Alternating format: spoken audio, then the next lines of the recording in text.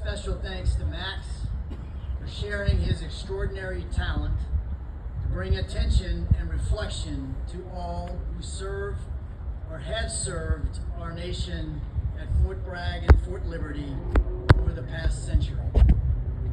I said century. Spring Lake shares abundantly in the long history of the military center of gravity that is Fort Liberty. Fortunately, my extended family has shared in the past 65 years of that legacy. You see, Debbie's dad, Command Sergeant Major retired Pete Wingrove, first set foot on Ardennes Street in the late 50s. And we've had families serving here in every decade since. The community bond we honor today is a strong legacy of mutual support, dependency, and resilience. And I thank all Spring Lake citizens involved in this important project for extending this vital legacy. Today, we are joined by 18 million veterans across the country, about 7% of the nation's adult population, most of whom volunteered to serve in global conflicts from World War II through the most recent Middle East conflicts. All veterans recognize that the privilege of being a citizen in America requires one to step forward and serve a cause greater than themselves, and to shoulder the duty and sacrifice commensurate with that service. Before I speak a bit about Veterans Day, I'd like to offer a thought about what it means to be a soldier for life. I believe our nation needs our continued service now more than ever. We must remain present and accountable, and be positive influencers in our families, our communities, and yes, across our nation. The fact that we are here today tells part of the story. We served, we sacrificed, but by God's grace, we did not pay the ultimate sacrifice, as so many of our family members, friends, and fellow patriots did. So I'll share my perspective on what we still owe to those who did make the ultimate sacrifice, and to recognize that we must continue to remember and honor them as we are today, and we must continue to serve our families, communities, and nation in a manner which brings honor to all who have served and all who continue to serve this great nation. To all who are living this example every day, I say thanks on behalf of a grateful nation. To those with more to give and are able to serve, please commit today to step up and step into the gap. Lord knows our nation needs you. Some may not recall the history of Veterans Day, so I'll offer a very brief summation. Originally called Armistice Day, its purpose was to honor all our heroes from World War I. Established in recognition of the historic moment on the 11th hour of the 11th day of the 11th month in 1918, when the guns finally went silent in the war to end all wars. Believe it or not, for that first celebration in 1919, all businesses across the country stopped for a collective 2-minute repose to honor our veterans. Now, wouldn't that be a great tradition to bring back? But back to the history lesson. In 1954, when our nation found itself looking back on 2 more global conflicts with millions more heroes to honor, the name of this holiday was changed by President Eisenhower to Veterans Day, a title we've cherished and revered for the past 69 years, and a legacy that you all help extend today. I'd ask us to focus on 3 key themes as we celebrate today. and every day God grants us beyond our moments together here. Those themes are remember, honor, and give voice to our veteran stories. It begins with remembering, something those gathered here don't need a reminder about. But our nation risks losing touch with our nearly 18 million veterans across the country, including 16 million who have served in times of war. And improbably losing touch with our 2 million service members in uniform today, from all branches and components, doing the Lord's work around the world. With less than 1% of our population currently serving in our military, it's incumbent upon all of us to remind our fellow Americans about why our service to our nation matters, and why we must never forget those past, present, and future who raise their right hands and commit their lives and livelihood to the service of our country.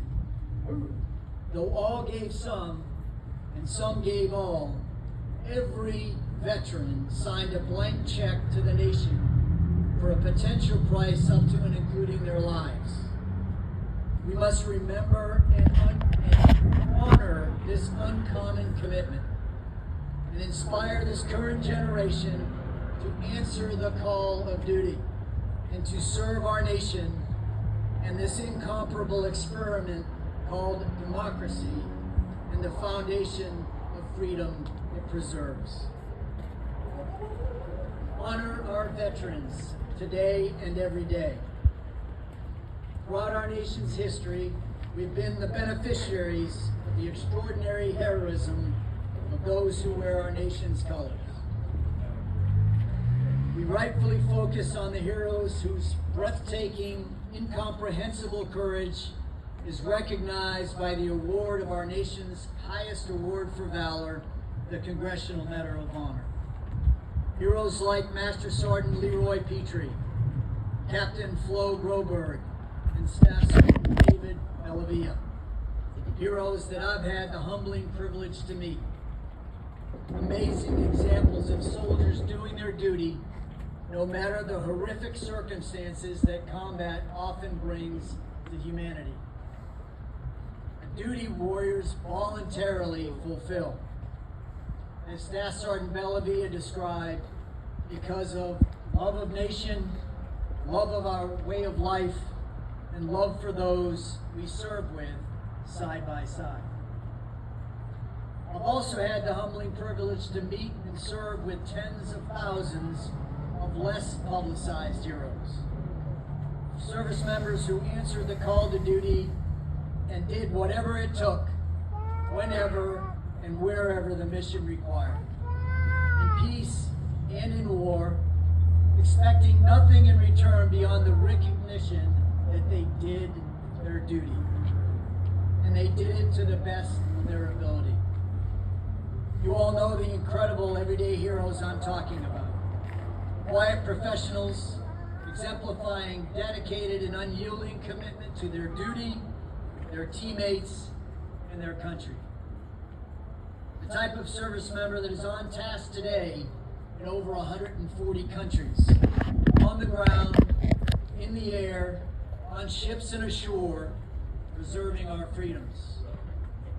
These are the dedicated professionals that President Ronald Reagan spoke about when he said, and I paraphrase, "Some people live an entire lifetime and wonder if they have ever made a difference in the world." Our veterans don't have that problem. These are the types of heroes I'm reminded of whenever I go across our great nation. Like the World War II veteran I met a few years ago at the World War II Memorial in our nation's capital, who, when I asked about his experience, answered with these humble words: "I was just a sergeant." Imagine my shock. Just a sergeant. Can you believe it? World War II veteran. Whereupon I respectfully interrupted him and opined that there is no just preceding any duty one performs for our country. back to the blank check every veteran signed to America. Shortly after the birth of our nation, President George Washington captured the essence of why honoring our veterans is so vital to sustaining our democracy when he said, "Our young people are as likely to serve as to how they perceive the veterans are treated and appreciated by their country."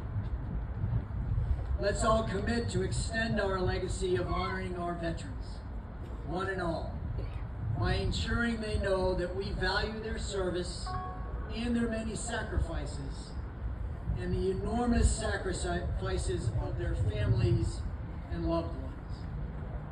Lastly, today I ask that we give voice to the amazing story that underpins every veteran's legacy of service. This should be the easiest of tasks, given the thousands of worthy human endeavors every one of us has personally experienced. But there's an amazing truth about most of our veterans. Veterans seldom talk about their experiences of service to those outside a very small circle of trust. So today, I'll just highlight a couple of veteran heroes who impacted my life. One who is blood family, who helped shape my early growth, and the other, inherited family that I was blessed to marry into as a young captain.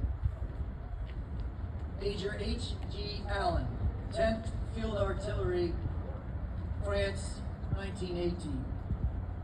My grandfather, who lived to the age of 99 and passed away when I was a young major serving at Fort Leavenworth, Kansas in 1992. The true patriarch of our clan, particularly since my dad passed away when I was 7. Grandpa, as we reverently called him, never spoke of his service in World War I. Only in his early 80s, when I was a cadet at West Point, did I compel him to talk about his experience in the Army. He recalled being at Fort Sill, Oklahoma, going through artillery training before shipping out to France. And he spoke with a gleam in his eye about eating the big steaks in Lawton, Oklahoma. Big steaks in Oklahoma. Some things fortunately don't change. Only after Pampa passed did I read extracts from his personal journal that describes some of the fear, uncertainty, and quiet courage as he shipped out of Philadelphia and transited the Atlantic Ocean en route to the distant shores of Europe, and his subsequent dedicated service as a horse artilleryman in France in 1918. In fact, if I'd had enough understanding of all he did to ask him about his service when I was younger, I'm sure Bampa would have humbly said, "I just did my duty."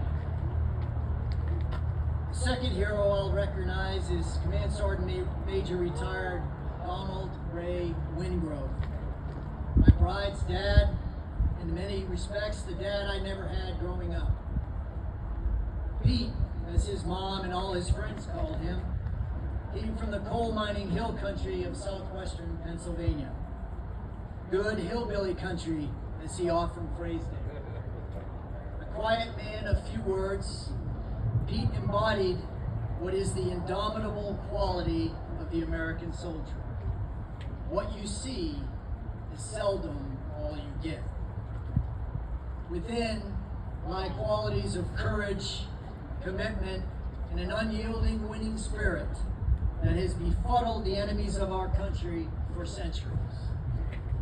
Pete served our country for 3 decades, from the post-Korean War Army to the Congo, Dominican Republic, Vietnam, and then rebuilding our Army after Vietnam. An Airborne Ranger Special Forces Mike Force Commander in Vietnam, Staff Sergeant Pete Wingrove was recruited to be part of the hand-picked force that went into North Vietnam to rescue our POWs held captive there on the Son Tay raid 53 years ago this month. member of the assault force that deliberately crash-landed into the POW compound, Pete would earn the Silver Star for his courage and valor on this mission. An amazing hero, Pete never talked about this mission, nor his many other combat experiences, except after a beer or two at the local VFW, where fortunately I became one of the select few to learn of his incredible journey of service to our country. Service that he began to secretly catalog as his memory faded under the weight of Alzheimer's disease. When he finally succumbed to the disease, his wife Shirley found his legal pad of handwritten notes where he listed all the highlights of his Army service. The good, the bad, and yes, the ugly. All of which, fortunately, I'd listened to, along with the Paul Harvey, the rest of the untold story. These are a couple of my veteran stories. I'm sure you all have your own to share. Please do so. Give voice to the incredible life of service your loved ones and our nation need to know so much more about. It's helpful to guide those serving now, and it's even more impactful to inspire our next generation to carry forward this incredible young experiment called democracy. I'll leave you with a couple more eloquent words on this idea from President Ronald Reagan, and I quote, "All we can ever do for our heroes is remember them, and remember what they did. And memories are best transmitted through our words. All we can do is remember." Again, thanks for sharing this important day with us. God bless you. God bless those serving near and far. And God bless America. May we all continue to serve those in need around us and exemplify as we do so the very best of our great nation. And now if we can stand by for the unveiling. 1 minute!